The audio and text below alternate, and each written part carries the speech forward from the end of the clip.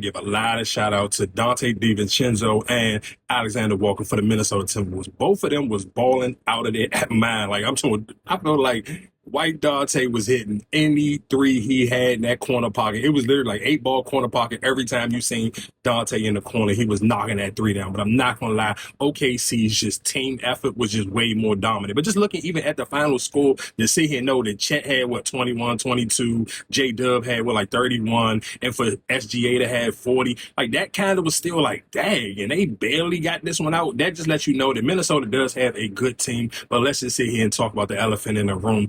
I listen to him saying I love Anthony Edwards just as much as anybody else, but my love for Anthony Edwards was my same way was my love for Dirk Nowitzki in '06. Sometimes great players have these moments in the playoffs where the moment get too big and they wet the bed, and you, as a fan, you want to argue and make all the type of excuses. No, don't. It happens. I was a diehard Peyton Manning fan. Bro, the playoffs used to tear my heart away every year because you get to watch Peyton Manning dominate the regular season, and then he wet the bed. Same thing with Lamar Jackson right now. Listen to him saying it happens to great players.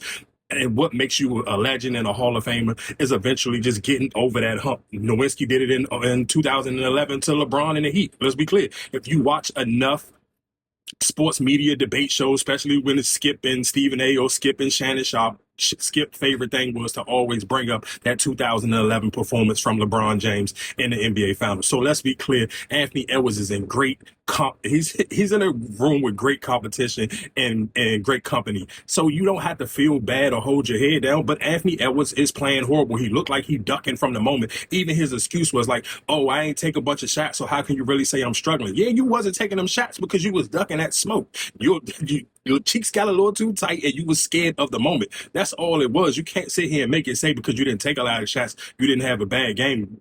One, OKC was just playing amazing defense on you, lockdown defense, but you still was ducking smoke because you wasn't taking the shots. And I do think sometimes that goes on to fans, meme pages, and all that, because people be too worried about field goal percentages and stuff like that. To me, that's kind of corny. Like, bro, shoot.